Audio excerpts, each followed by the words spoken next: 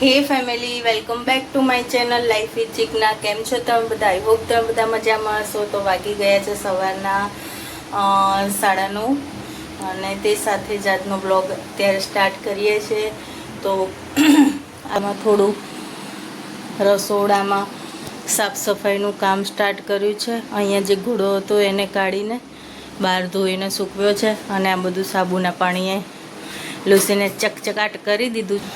હવે કરીશું રૂટીન કચરા પોતું અને ત્યારબાદ થોડું તડકામાં તપી જાય ને પછી બધો સામાન ભરીને ગોઠવીશું। તો ચલો ફટાફટ એક કામ પતાવીએ। જિગ્નેશ ગયા છે ઓફિસ, શ્રીજા એનો ટીવી ટાઈમ જોવે છે। Soulful samples lift the darkness to light. Beat kicks pounds like a heartbeat fight. These gritty vibes keep my story in sight. Street lights flicker on this endless trail. Each corner whispers a hero fail. Smooth flow cutting through the urban scale, where truths are spoken and tales unveiled. Boom bap echoes through the alleys at night.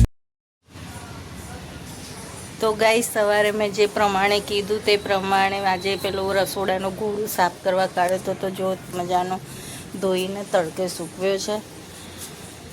થોડો તપી જાય એટલે અંદર પહેલાં જે cockroach ને એવું થઈ ગયું હોય એ નીકળી જાય। ધોયો ત્યારે નીકળી ગયા હતા।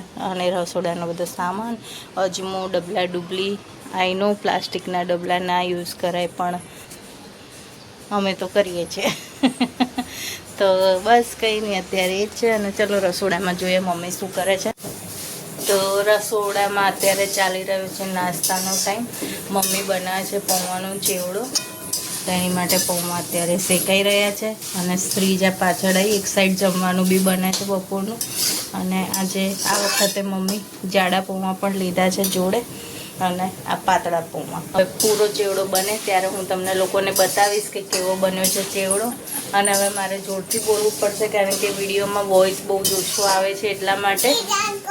શ્રીજા નામના નહીં, હા પછી શ્રીજા અહીંયા જ છે। શ્રીજા રમે છે અને ટીવી જોવે છે ને મને હેરાન બહુ કરે છે અને ડાન્સ પણ કરે છે શ્રીજા। ઓકે બસ ક્રંચી મસ્ત થયા।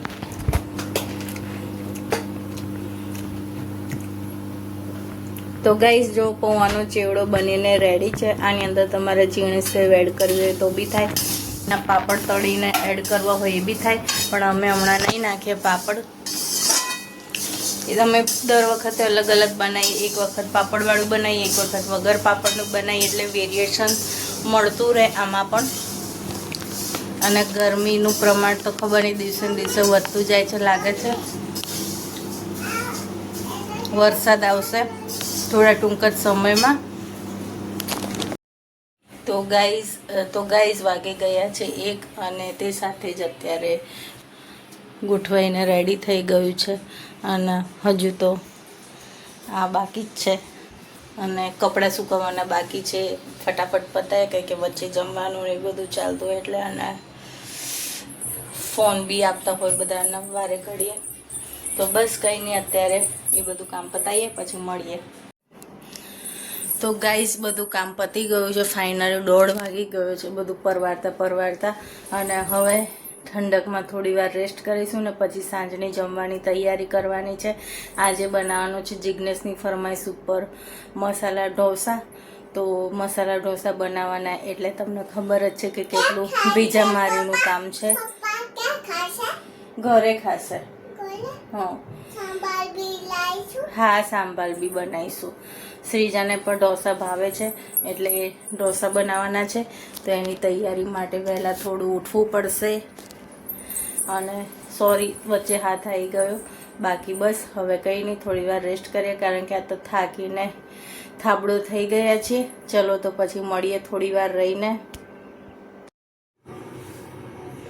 તો ગાઈસ વાગી ગયા છે સાંજના 6 અને તે સાથે જ મારે ઢોસા બનાવવાનું મોડું થઈ રહ્યું છે। બનાવવાના હતા ઢોસા પણ શ્રીજા ઉઠી નહીં, તેથી મોડું થઈ ગયું છે. તો ફટાફટ હું ઢોસાની પ્રિપરેશન કરું.